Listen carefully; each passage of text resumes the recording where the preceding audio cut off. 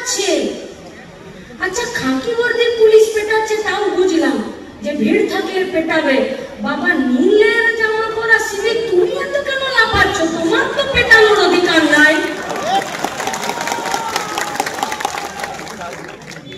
এ তো বাসের থেকে কঞ্চি বড় হয়ে গেল। 9,000 টাকায় খাটাচ্ছে তোমাদেরকে, তোমাদের ধারাবাহিক কাজ, সকাল থেকে রাত পর্যন্ত কাজ, এক্সট্রা ডিউটি পড়ে তোমাদের, তোমাদের প্রত্যেক দিনের কাজ তোমাদেরকে ঠিকাতে নিয়োগ করতে পারে না। সুপ্রিম কোর্টের ভার্ডিক্ট আছে, যে কাজ ধারাবাহিক, যে কাজ স্থায়ী, সেই কাজে ঠিকা শ্রমিক নিয়োগ করা যাবে না। কোন আক্কেলে মমতা ব্যানার্জি 1,30,000 সিভিককে নিয়োগ করেছে? তার মানে পুলিশের সংখ্যা কম, এই জন্যই পুলিশগুলো টেবিলের তলায় ঢুকে যায়।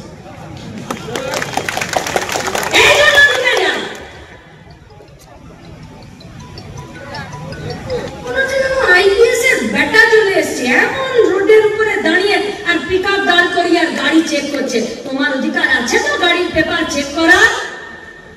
আছে তো? খুব সাবধান, খুব সাবধান। ঘরে একজনাকার দাদা ছাগল ছিল। একদিন সন্ধ্যাবেলায় পুরো ছাগল মাগল চেঁচাচ্ছে, বাইরে বেরিয়ে দেখেছে যে পাড়ার কুকুরে ছাগলের ঠ্যাংটাকে কামড়ে দিয়েছে। আর যার ছাগল সে কি কাঁদছে, সবাই মিলে সান্ত্বনা দিচ্ছে, বলছে ওগো ঠিক হয়ে যাবে, কিছু ব্যাপার না, ওগো ঠিক হয়ে যাবে, কিছু ব্যাপার না, আজকাল অনেক ডাক্তার বুদ্ধি ওষুধ আছে।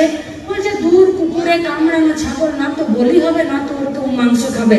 শোনো ভাই, তোমাকে যতই বেলপাতা খাওয়া আর ঘাস খাওয়া, আসলে তোমাকে বেচবে বা বলি দেবে বলেই কাজ করাচ্ছে সরকার, তোমাকে ভালোবেসে খাওয়াচ্ছে না।